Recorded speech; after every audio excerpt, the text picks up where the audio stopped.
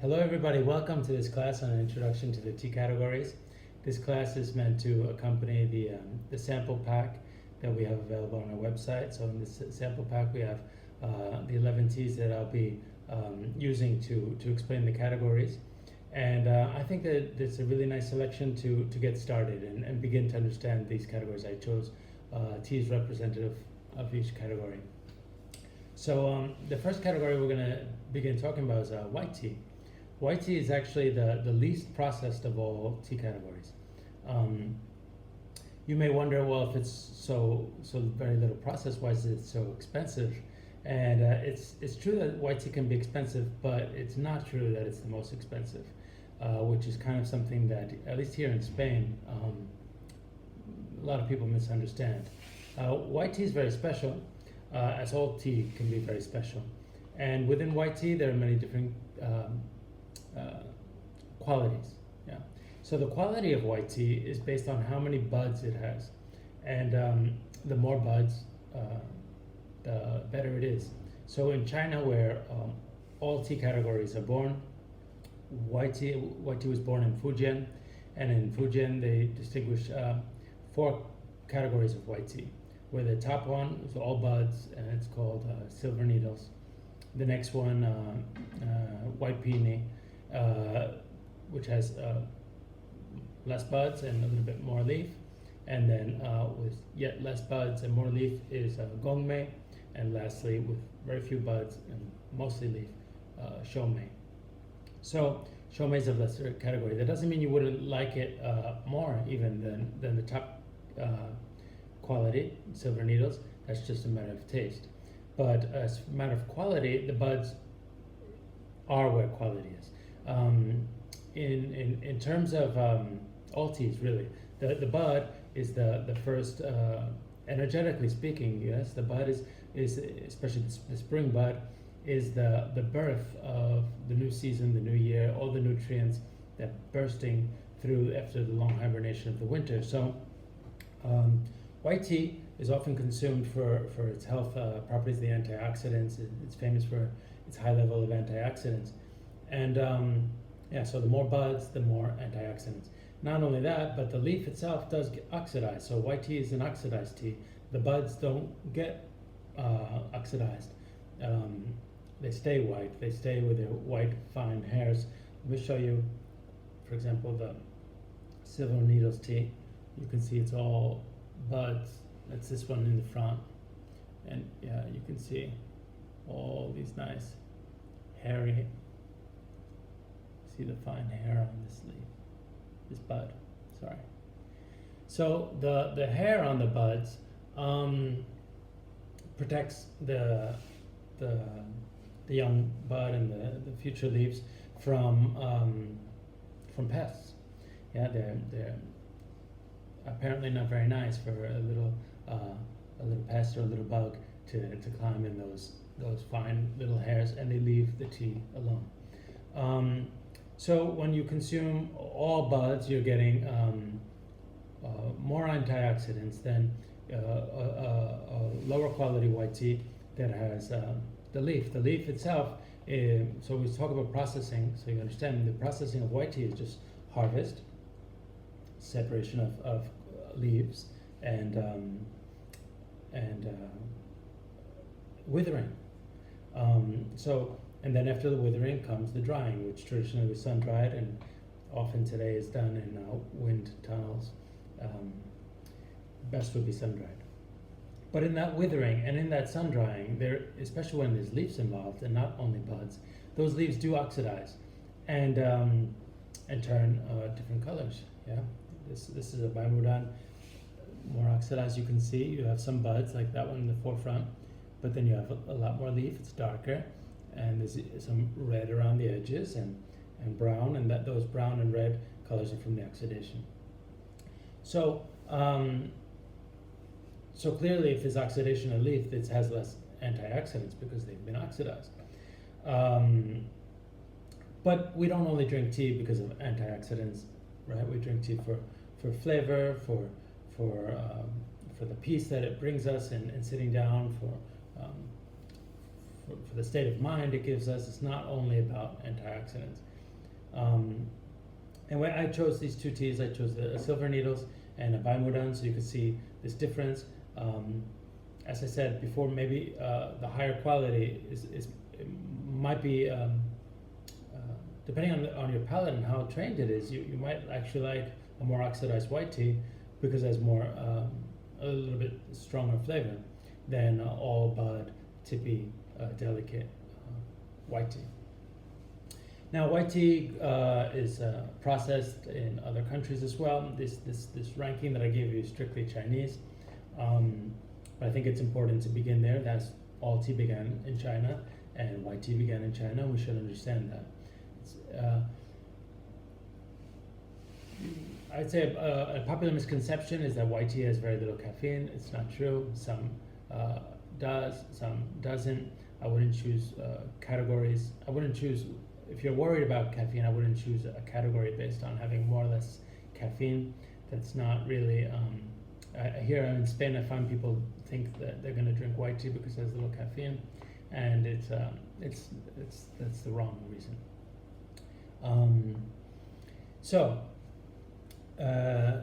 We spoke about white tea. Now, green tea is, we can separate green tea, especially in two big categories, Chinese green tea and Japanese green tea. Why? Well, because after the harvesting and after the withering, the short withering, the most important thing will be the fixing, the kill green phase, where they stop the oxidation immediately. So in China, the fixing will be done, usually will be done with fire on a wok, and the leaves will be processed. They'll be heated over high fire a very short time, and that kills this oxidation process. And actually, the withering phase, if there's withering, it's minimum. They really want to get the tea from the plant and the harvest to the kill green phase, usually as quickly as possible. And as I said, it's all generalizations are generalizations. There are exceptions and many differences. Even among categories, I'm beginning by talking about categories, but even the concept of categories is a tricky one.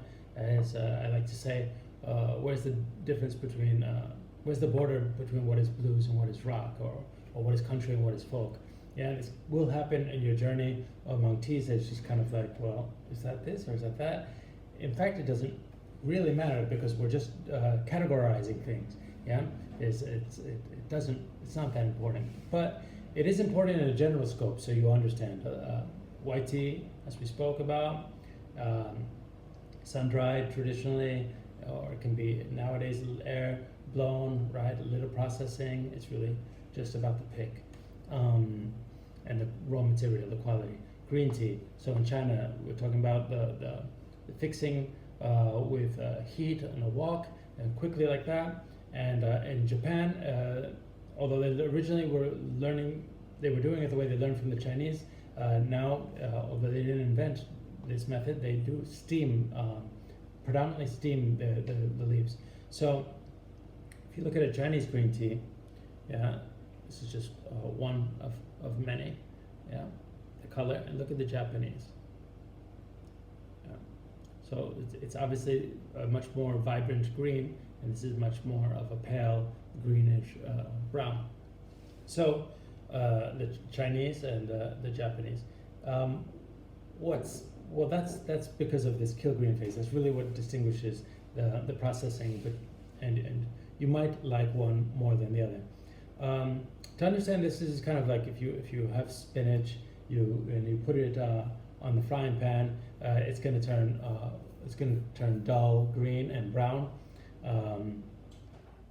and if you steam it, it's going to be perhaps even more vibrant green than originally. Yeah, it changes the leaf differently. So this is not a better or worse thing. The type of taste will be very different though. So Japanese green tea that's been steamed. As I said, they do still pan fry like kamaricha. Japanese kamaricha is pan fried like in China, but predominantly it's steamed, and you'll get notes that are more marine, chlorophyll, grassy, deep vegetal taste.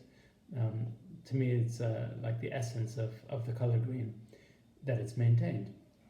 And Chinese green tea is more delicate. It's sometimes a little bit more nutty as it's been roasted, even lightly, or toasted.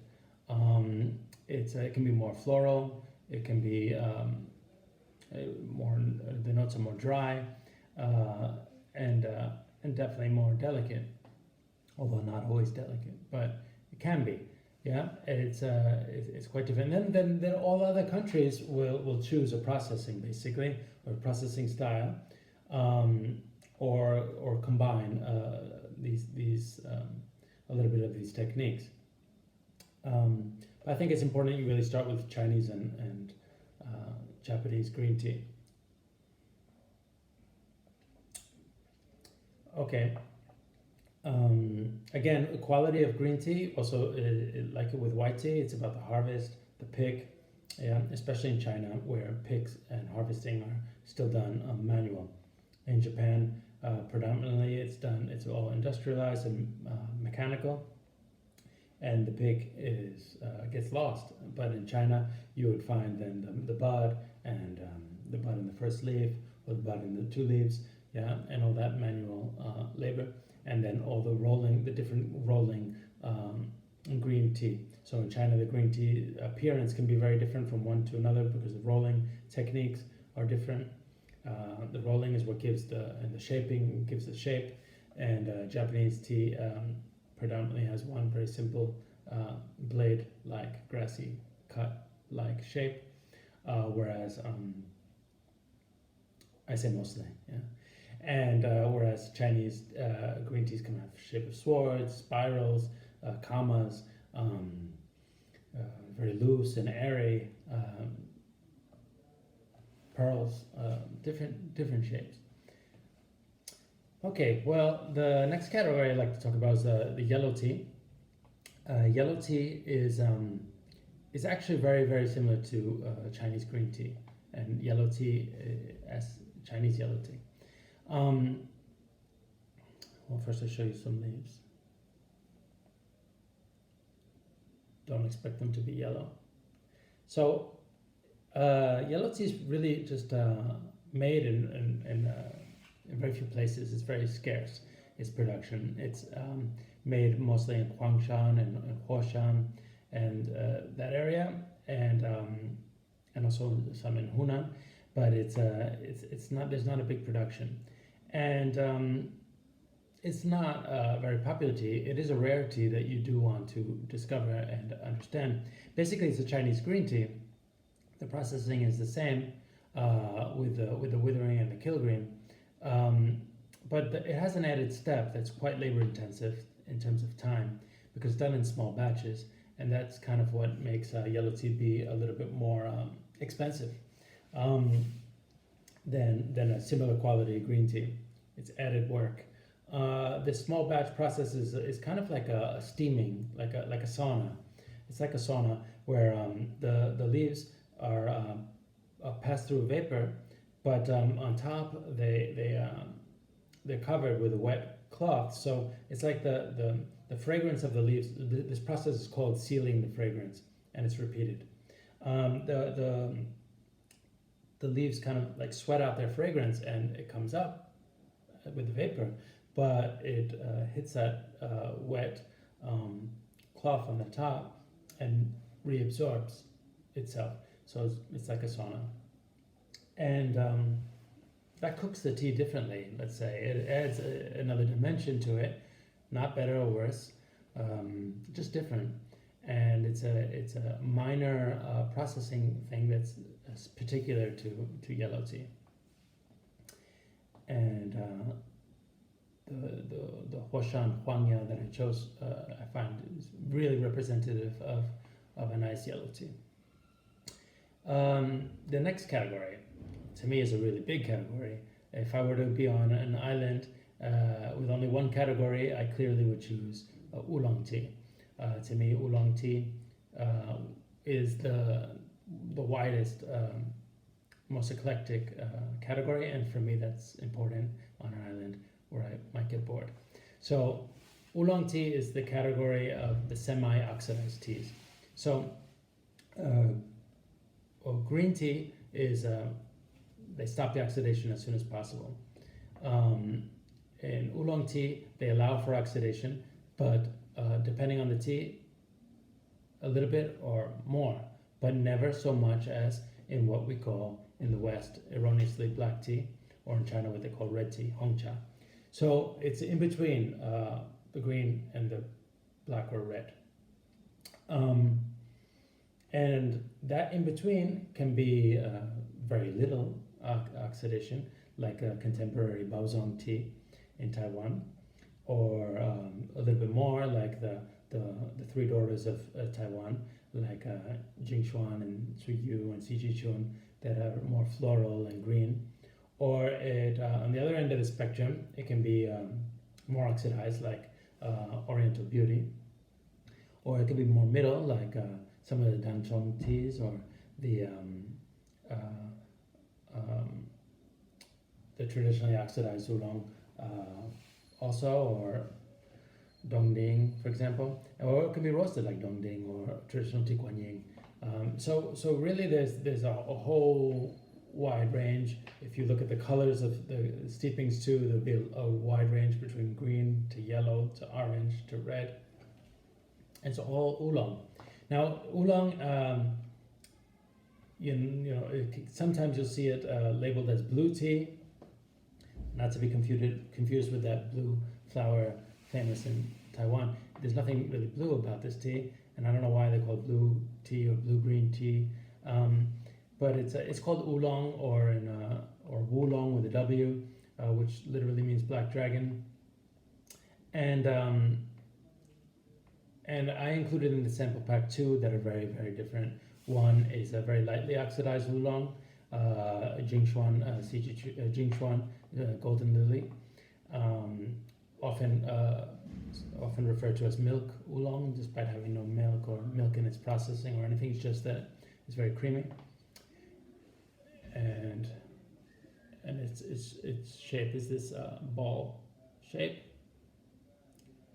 and then this other one, which is another very famous oolong, Oriental Beauty, which I spoke about, which is on the other end of the spectrum. So, and it's actually what I'm drinking right now. Oriental Beauty. Oriental Beauty has some white buds. It has some bigger leaf. You see the white buds and the darker, more oxidized leaf. Very special tea you can read about.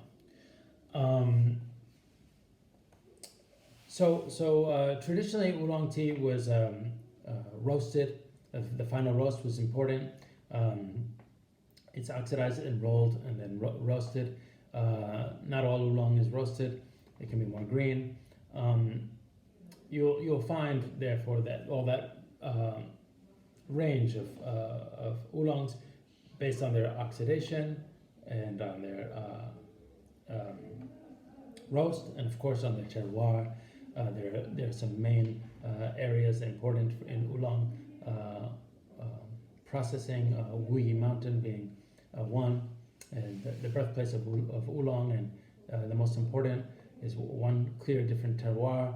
The Danchong teas have a very different terroir with the Anshi teas, or of course in Taiwan there's so many different. So I really invite you to explore oolong tea. As of course I said, I love tea, but I love oolong especially, I'd say. Okay, so after oolong, what's more oxidized than oolong? What we call in the West black tea, erroneously, because in China, where tea is from, they call it red tea. And they have another tea that they call black tea, which is the fermented tea category, which here kind of new. So what do we call them? The fermented teas. Well, we'll get to the fermented teas, which in China is called hei cha. And we'll talk about hong cha, red tea, in Asia, we call black tea. Now, within this era of calling it black tea is there are black teas then and black teas, because the British, when they decided to bring tea to their colonies and plant tea in India and make Darjeeling tea, which is their biggest claim to fame in the tea. Well, look at these two. Here we have two teas that are said that they're black, just the same.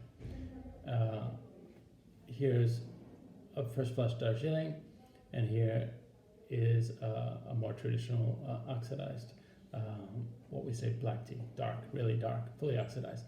Clearly the Darjeeling tea is much more green, especially the first flush Darjeeling. So it's not an oolong. It wasn't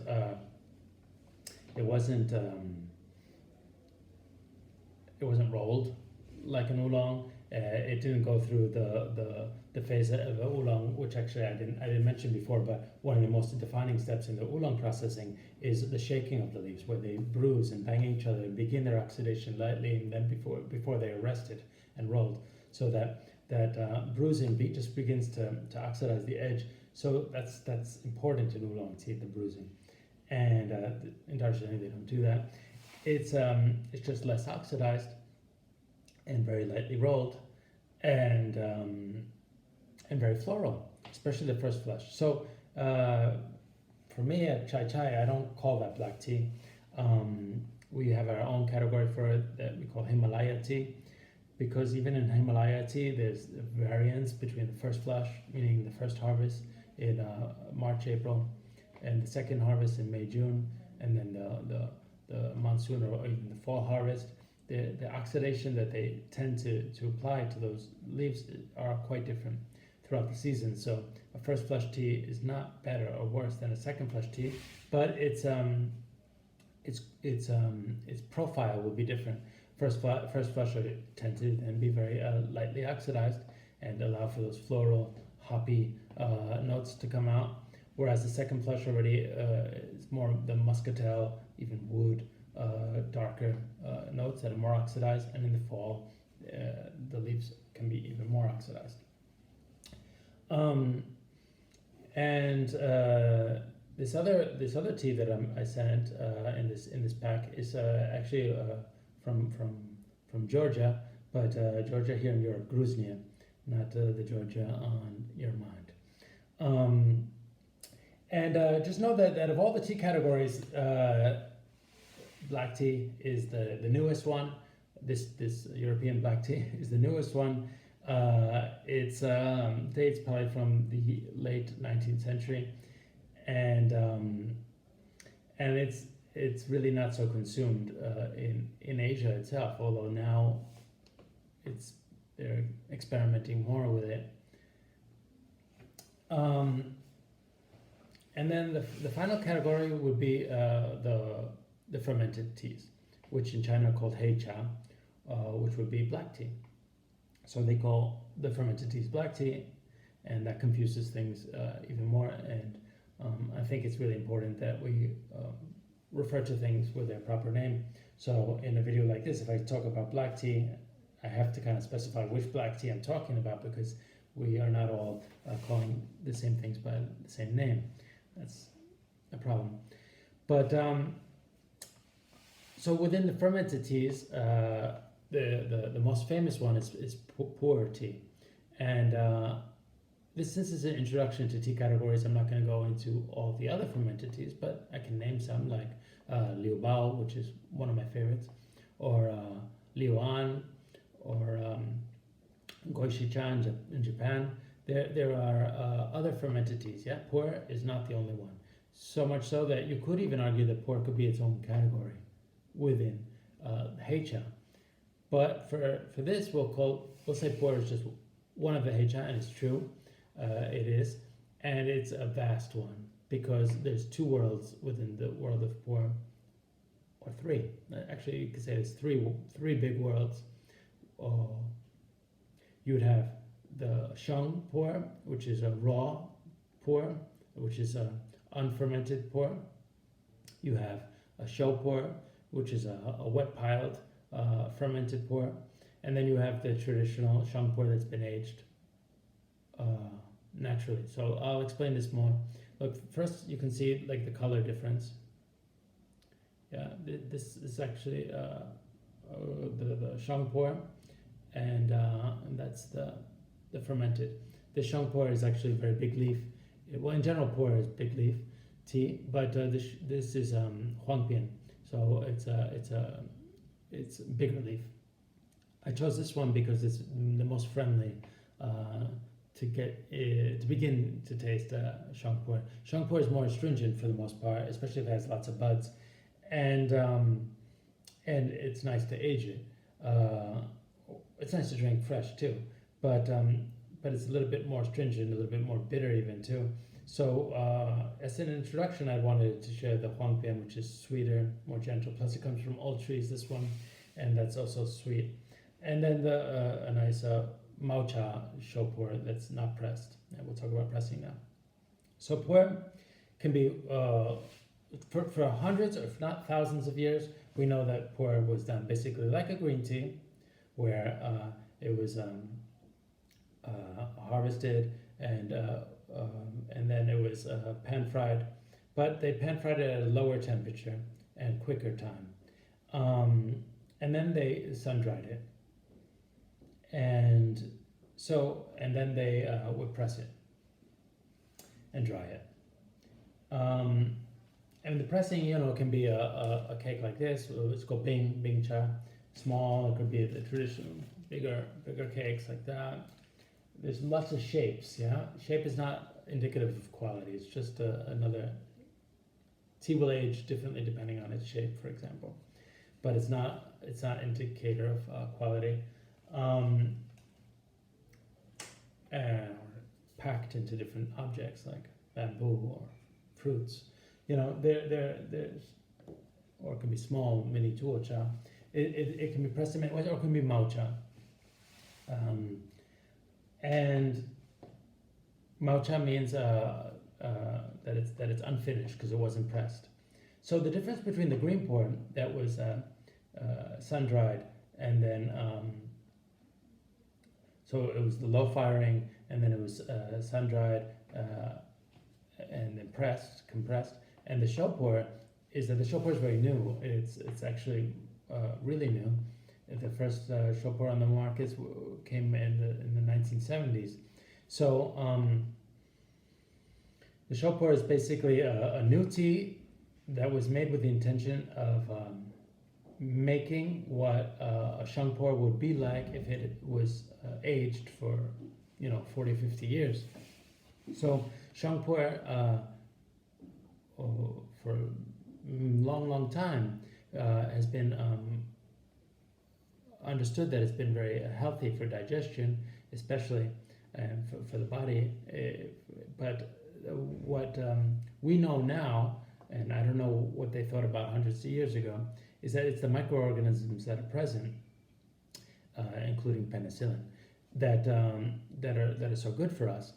And what is really remarkable is that in its processing, they were low firing that long before there was a terminology for microbiology. So, but they understood what they were doing, or they somehow were in touch with what they were making and what the tea was doing. So basically, pu'er tea comes from the birthplace of tea, from Yunnan, and the local, the bordering countries now, Vietnam and Laos and Thailand and Myanmar. That's where tea was born, and there's a big leaf, big trees, and then tea extended from there. So we're talking about pu'er last, but it's actually, to me, like the birthplace of tea.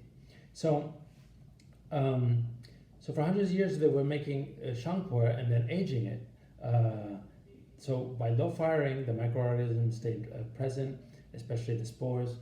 And when they were sun dried, they were reactivated again, and then they were wet again, it's to be compressed, because the compression, you can't compress something that's dry, it'll break. It's first wet with steam, and then it's compressed.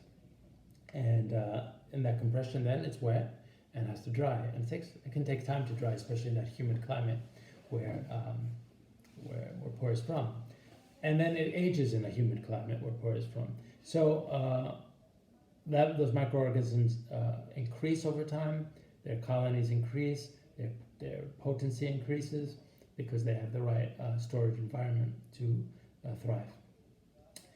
And when they decided to make shopware, they basically took other techniques for fermenting to do a quick version, thinking that that they could do a quick version and not have to wait 40, 50 years.